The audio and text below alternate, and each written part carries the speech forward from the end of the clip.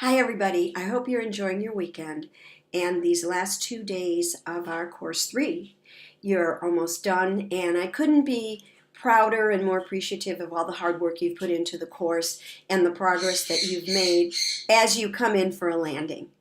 If you hear a squawk in the background, that is my bird squawking at every person that walks down the street. So just a little background noise for your enjoyment. What I wanted to do in this video is to just highlight some of the amazing comments you made last week because they brought up some very relevant points, and also to tell you that you all have done so well, you're getting better, and you will reach your pinnacle as best, but you may just change your mind and just say, well, I'm at my peak, but maybe there's still some things that could be tweaked. And I refer to one of the comments made by someone in our group that online course design and facilitation is also a constant work in progress. So just feel good about what you've developed so far. This was your first attempt for many of you, and you will keep getting better as you discover how features and functionalities work. You receive feedback from your collaboration partner and myself, and especially in the capstone when you facilitate with your students. Regarding the capstone, I will be available the entire 2 weeks for you to contact if you run into any problems. The first week you will facilitate, and the second week, well, we'll be sharing feedback and reactions and maybe even some issues that we can brainstorm before I set you free in the world of online design. And I feel very confident that you all will continue to be very successful as you progress through this process. I keep progressing myself. It's always a learning experience, and you never know what each group of learners is going to need, which also addresses another point someone brought up about office hours and being flexible and even extending them. And again, this will depend on your learner population.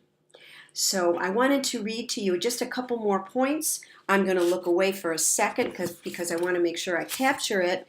One of the points made was it's important that an LMS has an app, and I couldn't agree more because it just gives you even more flexibility in responding to students in immediate responses if you happen to be away from your computer and you're taking a hike somewhere, which maybe you don't want to check, but if it's urgent, you might.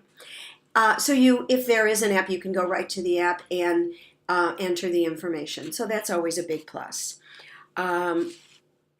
Another big plus was being in the shoes of students for one of the pilot weeks where you were actually a student. And that is so important. And one of the points that was also brought up in that post was that your students may still have problems.